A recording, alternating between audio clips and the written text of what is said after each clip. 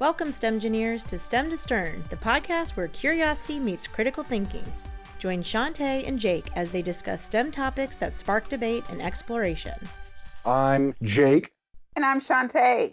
And today's topic of discussion is, what is the best trilogy? This is going to be so intense, I feel It is. It draws out a lot of the emotions. Yeah, I'm already irritated. We just started. I know, right? Exactly. Okay, you start with this one, I mean, right off the bat, I think Star Wars kind of sets the foundation for like what trilogies should be. Okay. And I have opinions about which trilogies within the Star Wars universe are better than others. Okay, tell us. Oh, well. Obviously, thank you for asking. Obviously, the original trilogy is the best. It is, as you can see from our little Star Wars puzzles up here. Yeah, I can concur with that. And Star Wars brings in a lot of STEM topics into it. That is true. Like how do lightsabers work? How do shields and space shuttles, spaceships work? How do they move? Hyperspace is a good example. And also the concept of people living on planets. It's true. That's a whole thing too. Like how does that work? Like astrobiology, kind of. Yeah. Yeah, it's very cool.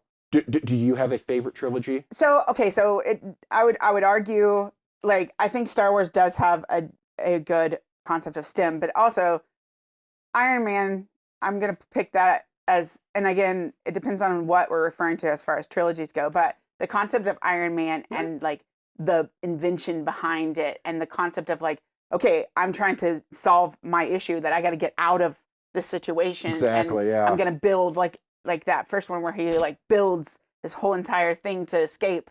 Like that's real world to me as far as like trial and error. Yeah, and you're trying to find a way and you make it better each time. He's made it better and better and better. It's the engineering design process.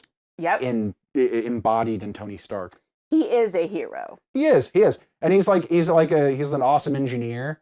I love like the images of like all like the gears and stuff and like his armor's going around him. Like you know they had like an army of like engineers behind that where they're like, this will look realistic. I love it. It'll look cool. But I do feel like that embodies just like a whole representation of like STEM as a whole. It is. Iron Man is like very STEMified. Yeah. Absolutely. But we can't leave out Lord of the Rings, at least in this concept. How so?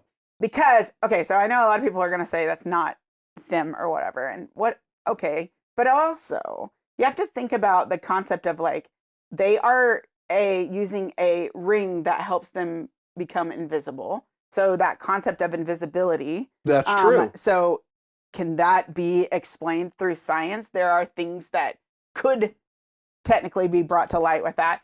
It's also this concept of someone like making these as like a solution. Mm-hmm. You were just telling me about that article that you were reading about how like invisibility, like an invisibility cloak. So you getting back into Harry Potter there, where like the light would bend around something. So that's a good point. I didn't consider Lord of the Rings to be STEMmy, but that's a good point.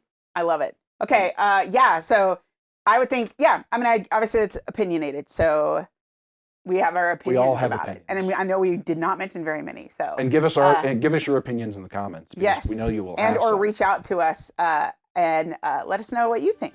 Indeed. Thanks for tuning in to STEM to Stern. We hope today's episode got you thinking. If you enjoyed the discussion, subscribe and share it with others. And be sure to check out our show notes for free resources and links that go along with today's episode. Until next time, keep questioning and keep exploring, STEMgineers.